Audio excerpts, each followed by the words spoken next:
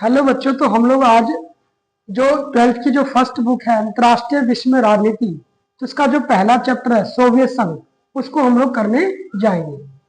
तो देखिए, सोवियत संघ को समझने से पहले हमें समझना पड़ेगा कि सोवियत संघ बना कैसे, किस प्रकार से बना था। तो देखोगे, सोवियत संघ के बनने से पहले यहाँ पर जार निकोलस का शासन था। किसका था? जार निकोलस का। और निकोलस के शासन में देखो कि लोगों को बहुत सारी परेशानियों का सामना करना पड़ रहा था, जिससे बचने के लिए मजदूरों के बहुत सारे संगठन बन रहे थे। उसी में एक संगठन बनता है किसके द्वारा? व्लादिमीर लेनिन के नेतृत्व में, जो कि बनता है 1917 में। और वो वहां पर क्रांति करते हैं, और क्रांति के बाद देखोगे कि वहां पर जो है साम्यवाद की स्थापना की जाती है। इसी के बाद आप देखोगे कि सोवियत संघ के क्रांति के बाद देखोगे कि जल्दी यहाँ पर क्या होता है कि 15 देशों को जोड़ करके एक सोवियत संघ यानी सोवियत यूनियन बनाया जाता है, जिसमें 15 देश शामिल होते हैं। इसी तरह से इसका ऑफिशियल एक नाम पड़ता है यूएसएसआर, जिसका फुल फॉर्म होता है United Soviet socialist of Russia. इसी के साथ हम लोग देखेंगे कि जो सोवियत संघ बना तो सोवियत प्रणाली क्या थी। तो देखो बच्चों, सोवियत प्रणाली क्या थी। तो सोवियत प्रणाली की अगर हम बात करें तो यहाँ पर देखो कि यहाँ एक ही पार्टी कम्युनिस्ट पार्टी थी, यानी एक ही पार्टी कम्युनिस्ट पार्टी थी, यानी अन्य दल बनाने की आज्ञा जो है परमिशन यहाँ पर नहीं थी। सेकंड चीज हम लोग देखते हैं कि इन्होंने समाजवादी व्यवस्था को अपना रखा था। समाजवाद का मतलब होता है कि जहां पर जो भी संसाधनों का बंटवारा करना वो सब कौन करेगी? सरकार करेगी। तीसरा चीज हम लोग देखते हैं कि यहाँ पर जो सड़कें थी आपस में एक दूसरे से कनेक्ट थी, जिसके कारण यातायात आसानी से हो सकता था और एक जगह से दूसरे जगह पर माल पहुंचाया जा सकता था।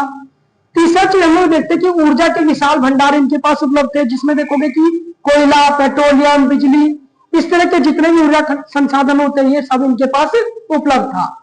चौथा चीज हम देखते हैं कि यहाँ पर पिन से लेकर के कार तक का निर्माण होता था, ठीक है ना। यानी जिसमें कहने का मतलब है कि यहाँ पर छोटी से छोटी सी चीज लेकर के बड़ी से बड़ी चीज का निर्माण यहाँ पर किया जाता था।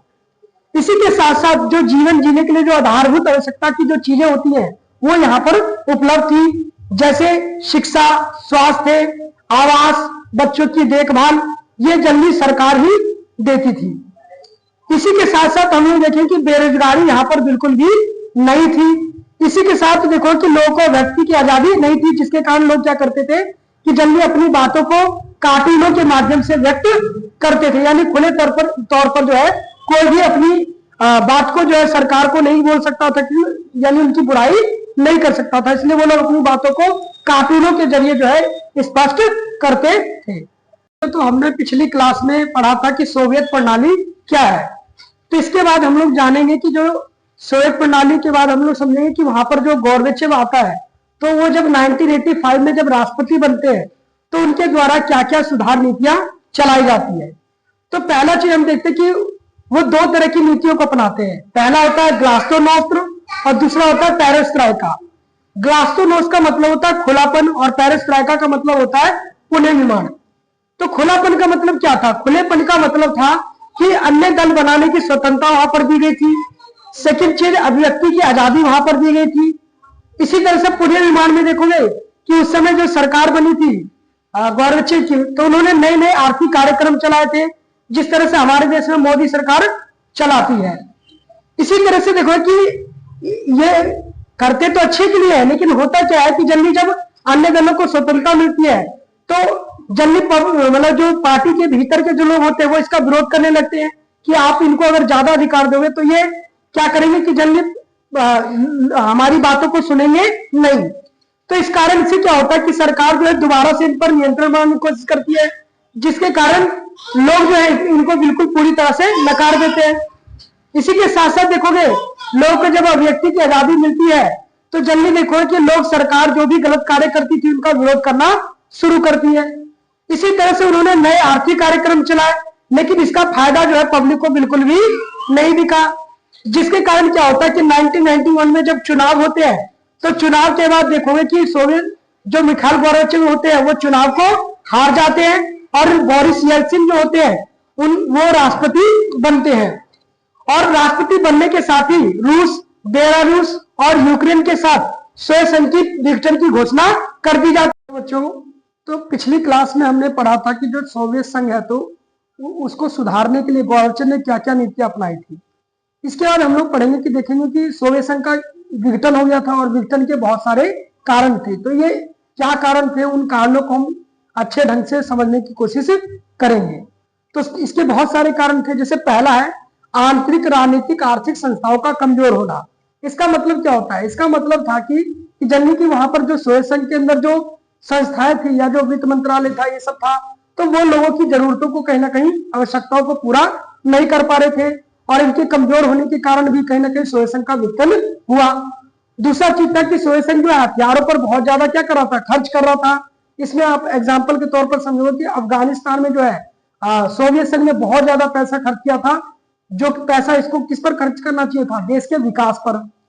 तीसरा चीज हम लोग देखते कि सोवियत संघ के लोगों का ज्ञान का बढ़ना। इसी तरह से सोवियत संघ की जो सरकार थी वो वहां के लोगों को इस तरह से बताती थी कि हमारा देश जो है उच्च स्तर का जीवन जी रहा है, लेकिन जब वहां पे लोगों का ज्ञान बढ़ता है तो जनरली वो लोग पाते हैं कि जनरली हमारा जो जीवन है अमेरिका या इन सब देशों से कहीं ना कहीं लो किस्म का है, यानी हमारा जो जीवन है वो जीवन स्तर जो है बिल्कुल डाउन है। चौथा कारण होता है एक ही पार्टी का होना। आपको पता होगा कि 1920 के बाद जनरली वहां पर एक ही पार्टी थी, कम्युनिस्ट पार्टी, और वो लगभग 70 सालों से एक ही पार्टी थी। और एक ही पार्टी होने के कारण उनको ये मतलब डर नहीं था कि हमारी सत्ता चली जाएगी, तो इसलिए वो लोग क्या करते थे कि जनरली पब्लिकों का जो भी काम होता था उसको सही ढंग से नहीं करते थे।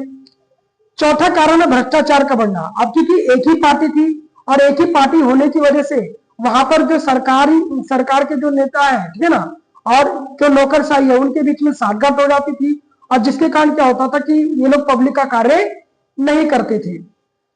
अगला चीज है गौरवच्च की नीतियां। तो गौरवच्च की नीति में हमने पढ़ा था कि गौरवच्च ने जो है शोषण को सुधारने के लिए दो नीतियां अपनाई थी। एक ग्लास्नोस्ट जिसका मतलब था खुलापन, एक था पेरोस्त्राइका जिसका मतलब था पुनः निर्माण। लेकिन देखो कि उन्होंने काम तो अच्छे किए थे, लेकिन जल्दी खुलापन भी दिया, लेकिन बाद में जो वहां की पार्टी के जो लोग हैं वो उनका विरोध करने लगे कि आप इस तरह से अगर पब्लिक को छूट दोगे तो जल्दी ये हमारी बातों को सुनेंगे नहीं। तो गौरवच्च ने क्या किया, दोबारा से उन पर कंट्रोल बनाने की कोशिश की। तो लोगों ने क्या किया, इसका विरोध कर दिया, क्योंकि सीधी सी बात है कि अगर किसी को हम आजादी दे दें और उसको हम दोबारा मतलब जैसे भारत आजाद हो गया 1947 में, लेकिन ब्रिटेन कहे कि नहीं हम तुम्हारे पर गुलाम बनाएंगे या तुमको गुलाम बनाएंगे, तो जल्दी वो चीज नहीं हो पाएगी और कभी हम इस चीज के लिए एग्री नहीं होंगे। तो सेम चीज यहां हुआ कि जब सरकार ने दोबारा कंट्रोल करने की कोशिश की तो लोगों ने इसका विरोध कर दिया।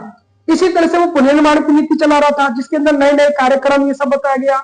जैसे भारत में भी आप देखते हो कि अभी बीच में मोदी सरकार ने जो है 2500 देने का वादा किया, लेकिन जो है महिलाओं को 25 रुपए तक नहीं आए अभी तक, ठीक है ना। तो नीतियां अच्छी होती है, लेकिन नीतियों को अगर जमीनी स्तर पर नहीं दिखाया जाएगा तो ये भी एक विघटन का कारण बना कि जो भी नीति बना रहे थे वो जमीनी स्तर पर बिल्कुल भी नहीं दिख रहा था। सबसे लास्ट रीजन है या तत्कालिक रीजन कहें तो सोवियत गणराज्यों में राष्ट्रवाद का उदय है। इसका मतलब क्या होता है? इसका मतलब है कि जैसे वहां पर देखोगे कि जल्दी मिला मतलब 15 देशों को मिलाकर बना था सोवियत संघ, लेकिन वहां पर क्या हो रहा था कि ज्यादा जो अधिकार है या ज्यादा जो आर्थिक विकास है वो किसका हो रहा था, रूस का हो रहा था, यानी बाकी गणराज्यों को इसका कोई भी फायदा नहीं मिल रहा था। और इस कारण से क्या होता है कि उनको ऐसा लगता है कि हम लोग एक अलग राष्ट्र है और रूस बिल्कुल अलग राष्ट्र है, तो इनके अंदर अलग होने की भावना आना शुरू हो जाता है। इसलिए जैसे आप इसको ऐसे भी समझ सकते हो कि जैसे जैसे दो भाइयों में बंटवारा होता है, तो बंटवारे का कारण कब होता है? यानी बंटवारा तब होता है जब उनके अंदर ये भावना आ जाती है कि भाई अलग है और मैं अलग हूं। तो सेम चीज यहाँ पर हो रहा था कि जो भी गणराज्य थे 15, तो उन सबको ऐसा लग रहा था कि रूस जो है हर चीज में अपनी नीति चलाता है या अपने देश के लिए विकास के निर्णय लेता है, हमारे लिए कुछ भी नहीं करता है। तो ये सबसे मेन रीजन जो है माना जाता है किसका? सोवियत संघ के विघटन का। जो देखोगे कि हमने पिछली क्लास में पढ़ा था कि सोवियत संघ के विघटन के क्या क्या कारण थे। अब हम लोग समझेंगे कि सोवियत संघ के विघटन के बाद रूस का जो आर्थिक विकास है वो किस प्रकार से हुआ था। तो जैसे कि हम लोग देखते हैं कि रूस के आर्थिक विकास की जब हम बात करते हैं तो देखोगे कि विघटन के बाद बहुत सारे गणराज्य तो अलग हो जाते हैं, लेकिन कई गणराज्य ऐसे थे जो अभी भी क्या थे, रूस के साथ रहना चाहते थे। तो वही कह रहा है कि कई देश अभी भी एक साथ थे जिसको मिलाकर एक संगठन भी बाद में बनाया जाता है जिसका नाम क्या होता है? CIS। क्या नाम होता है? CIS, जिसका मतलब है कॉमनवेल्थ ऑफ इंडिपेंडेंट स्टेट, यानी स्वतंत्र देशों का राष्ट्रकुल। इसी के बाद ये लोग अपने विकास को आगे बढ़ाने के लिए एक मॉडल अपनाते हैं जिसका नाम था शॉक थेरेपी। क्या नाम था? शॉक थेरेपी, जिसका शाब्दिक अर्थ होता है घात पहुंचाकर उपचार करना, यानी किसी को चोट पहुंचा करके उसका इलाज करना। इसी तरह से इसके मतलब को अगर समझे तो इसका मतलब होता है कि जल्दी एक समाजवादी सत्तावादी देश को परिवर्तित करके पूंजीवादी तथा लोकतांत्रिक गणराज्य में कन्वर्ट करना, तो इसको हम बोलते हैं शॉक थेरेपी। और ये मॉडल देखोगे कि जल्दी विश्व बैंक और अंतरराष्ट्रीय मुद्रा कोष के द्वारा तैयार किया गया था। इसी में हम लोग देखें कि इसके साथ साथ वो वहां पर देखो कि निजीकरण, बहुत सारी चीज, मतलब जैसे खेती पहले सामूहिक तौर पर होती थी, उसके बाद उसको निजीकरण कर दिया जाता है कि जल्दी अब जो सरकार नहीं खेती करेगी, जल्दी लोगों के हाथ में उसको सौंप दिया जाएगा। इसी के साथ साथ उन्होंने देखो बहुत सारी कंपनियों को भी क्या किया था, प्राइवेटाइज कर दिया था, जिससे वहां पर जल्दी जो है रूस का दोबारा से विकास किया जा सके। और अगली क्लास में हम लोग पढ़ेंगे कि सोवियत संघ के विघटन के बाद देखो कि जल्दी शॉक थेरेपी जो अपनाई, तो शॉक थेरेपी के क्या क्या परिणाम है उसको हम अगली क्लास में डिस्कस करेंगे। हेलो बच्चों, तो हम लोग आज शॉक थेरेपी के परिणामों को पढ़ेंगे, जो कि 12th क्लास की फर्स्ट बुक का पहला चैप्टर है। तो देखो इस शॉक थेरेपी का परिणाम क्या था। तो पहला इसका परिणाम था कि 90% उद्योगों का निजीकरण कर दिया जाता है। इसका मतलब था कि जिन कंपनियों को पहले सरकार चलाती थी, अब जल्दी जो है इसको प्राइवेट कंपनियां जो है चलाएंगी। दूसरा चीज हम देखते हैं कि औद्योगिक ढांचा इनका चरमरा जाता है। चरमरा कैसे जाता है, तो जब ये निजीकरण किया जाता है 90% उद्योग का, तो बहुत सस्ते दामों पर, मान लो कि कोई कंपनी लाखों करोड़ की और उसको हजारों में बेचा जा रहा है, इस तरह से मतलब जो है यहाँ पर किया जाता है, जिसके कारण जो है औद्योगिक ढांचा इनका बिल्कुल चरमरा जाता है, और जिसके कारण इसको विश्व की गैराज सेल भी कहा जाता है। तीसरा चीज हम लोग देखते हैं कि मुद्रा स्फीति इतनी बढ़ी कि लोगों की जमा पूंजी भी चली जाती है। कहने का मतलब कि जब औद्योगिक ढांचा चरमराता है तो इससे महंगाई बढ़ती है, और महंगाई बढ़ने के कारण क्या होता है कि जो लोगों ने अपने भविष्य के लिए कुछ पैसे बचा के रख रखे थे, जो कि आगे भविष्य में उनके काम आता, तो वो पैसा भी कहीं ना कहीं इस महंगाई में चला जाता है, खर्च हो जाता है। अगला तीसरा चीज हम लोग देखेंगे कि समाज कल्याण की जगह सरकार अब लाभ के कार्यों पर ज्यादा केंद्रित, यानी पहले सरकार सामूहिक खेती पर ध्यान दे रही थी, लोगों को आर्थिक मदद करती थी, लेकिन जल्दी सरकार जो अब उद्देश्य था मेनली लाभ कमाना था। क्या था? लाभ, ना कि लोगों का कल्याण। अगला चीज हम लोग देखेंगे कि 1999 की जीडीपी जो थी 1989 के जीडीपी से भी कम हो गई थी। कहने का मतलब कि मान लो आज हमारे घर पे जितने संसाधन है, क्या आज से 10 साल बाद भी उतने होंगे? कहीं ना कहीं वो बढ़ेंगे, लेकिन यहाँ पर क्या होता है कि वो घट जाते हैं। कैसे घट जाते हैं कि 1999 का जो जीडीपी था वो 1989 के जीडीपी से भी क्या था, बिल्कुल कम था। इसी तरह से देखो कि बौद्धिक कार्यों में, यानी जो पूजा पाठ इस तरह के जो कार्य करते थे, तो पहले सरकार उनको मदद देती थी, लेकिन सरकार ने इन सब चीजों को क्या कर दिया था, खत्म कर दिया था या बंद कर दिया था। तो जिसके कारण जो बौद्धिक कार्यों में जो लोग लगे हुए थे, वो या तो कहीं चले गए रोजगार की तलाश में, या बेरोजगार हो गए। अगला चीज हम लोग देखते हैं कि माफिया वर्ग का उदय हुआ। मतलब जब चीजों को प्राइवेटाइज किया गया, तो प्राइवेटाइज होने के कारण क्या होता है कि जल्दी कई लोग ऐसे थे जिनके पास पैसे थे, तो वो क्या करते थे, ज्यादा चीजों को अपने पास खरीद के रख लेते थे, और जब चीजें महंगी होती थी तो उसको बेचा करते थे। तो इसको हम बोलते हैं माफिया वर्ग। तो इस तरह का माफिया वर्ग जो है शॉक थेरेपी के बाद बहुत सारे उभरने शुरू हो जाते हैं। इसी तरह से लास्ट परिणाम हम लोग देखें कि समाज में आर्थिक अंतर बढ़ गया था। यानी जिनके पास पैसे होते थे तो वो तो पैसा लगा करके अच्छा पैसा कमाते थे, लेकिन जिनके पास पहले शुरुआती टाइम में पैसे नहीं थे, तो वो दिन प्रतिदिन देखोगे और ज्यादा गरीब होते चले गए। इसी तरह से हम लोग देखेंगे कि सोवियत संघ मतलब और जो भारत था उसके क्या संबंध थे। तो बच्चों आज हम लोग पढ़ेंगे कि सोवियत संघ के जो विघटन हुए, तो विघटन के बाद वहां के जो बाकी के जो गणराज्य थे वहां पर क्या क्या संघर्ष चल रहा था। तो इसीलिए हम लोग पहला चीज देखते हैं कि वहां पर अलगाववादी आंदोलन हो रहे थे। यानी इसमें देखोगे कि कई गणराज्य ऐसे थे जो अभी भी साथ थे, लेकिन वो बिल्कुल भी साथ रहना नहीं चाहते थे, जिसमें एक नाम आता है चेचन्या और एक दूसरा है दागिस्तान। तो देखो जब इन्होंने विरोध किया था तो रूस ने इनको रोकने के लिए जो है जल्दी इन जगहों पर जो है बमबारी तक कर दी थी। यानी वहां पर देखोगे व्यापक स्तर पर जो है लोगों के जो मानवाधिकार होते हैं उसका हनन किया जाता है।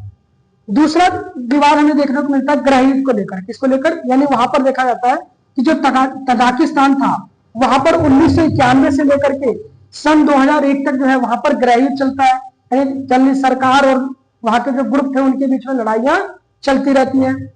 तीसरा संघर्ष हमें देखने को मिलता है कि वहां पर एक एरिया था जिसका नाम था नगरनो अजरेबान। क्या नाम था? अजरेबान।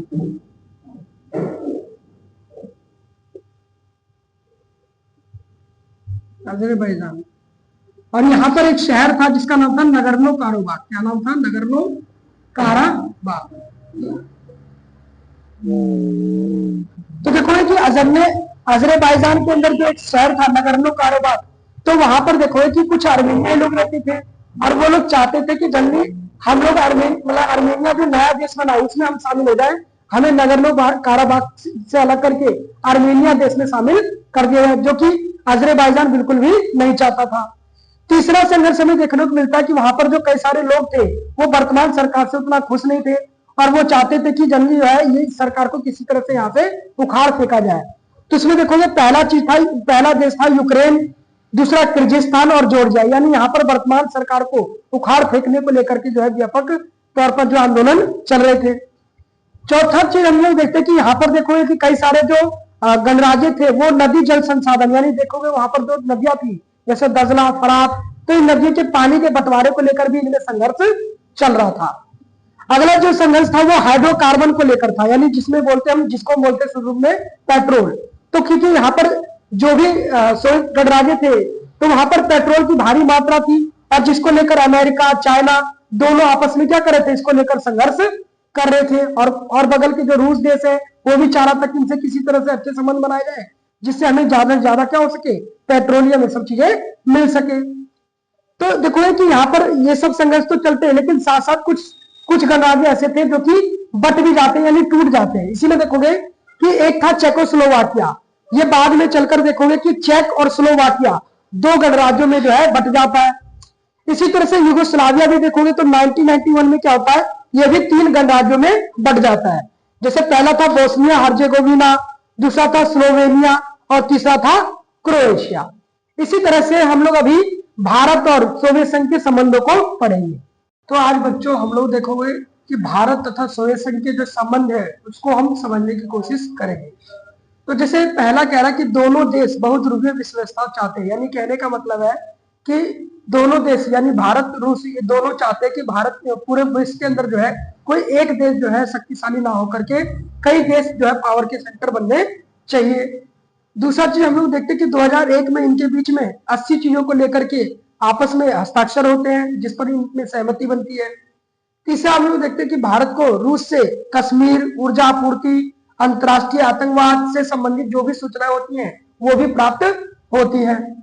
चौथा चीज हम लोग देखते हैं कि रूस ने भारत को क्रायोजेनिक रॉकेट देकर मदद की, यानी देखोगे कि भारत के पास जब अपने अंतरिक्ष अभियान के लिए रॉकेट तक नहीं था तो उस समय में देखोगे कि उसने हमें क्या किया था, क्रायोजेनिक रॉकेट देकर के भारत की जो है मदद की थी। इसी तरह से देखो कि भारत और रूस के बीच में वैज्ञानिक परियोजनाओं को लेकर भी आपस में साझेदारी चलती है, यानी भारत में कोई भी जैसे विज्ञान से रिलेटेड जब खोजबीन होती है तो उसमें रूस भी हमारा साथ देता है। इसी तरह से कुछ आर्थिक संबंध भी हमारे बीच में, आर्थिक संबंध में हम इस तरह समझ सकते हैं कि जैसे दुर्गापुर, भिलई, बोकारो, विशाखापट्टनम, ये जितने भी इंडस्ट्री मैंने बताया इन सब में इंडस्ट्री लगाने के लिए जिस समय भारत के पास पैसे नहीं थे उस समय इन्होंने एक तरह से इन्वेस्टमेंट देने का काम किया था। इसी के साथ साथ एक समय ऐसा भी आ गया था कि भारत के पास विदेशी मुद्रा यानी डॉलर की कमी जब हो गई थी तो रूस ने जो है भारत के रुपये को आधार मानते हुए जो है भारत से व्यापार किया था। इसी तरह से राजनीतिक संबंध में हम लोग देखते हैं कि 1971 के टाइम में जब अमेरिका भी हमारा साथ नहीं दे रहा था तो ऐसे समय में जो है रूस ने हमारे साथ 20 वर्षीय मैत्री संबंध किया और हमें मदद की 1971 के समय। इसी के साथ साथ देखो कि जो उनकी सेनाएं हैं वो भी हमारे साथ मिलजुल करके युद्धाभ्यास करती हैं। इसी के साथ तीसरा चीज देखोगे कि जम्मू कश्मीर का जो मसला है उस पर हमेशा रूस भारत का पक्ष रखता है। आतंकवाद को लेकर भी पुरजोर रूप से उसने सहमति दी है किसकी तरफ, भारत की तरफ। इसी तरह से सांस्कृतिक संबंधों में हम देखते हैं कि भारत की जो भी फिल्में हैं वो रूस में बहुत पसंद की जाती है। इसी तरह से भारतीय जो कलाकार है जैसे शाहरुख खान है, अमिताभ बच्चन है, राज कपूर जो थे तो वो बहुत पसंद किए जाते हैं वहां पर रूस के अंदर।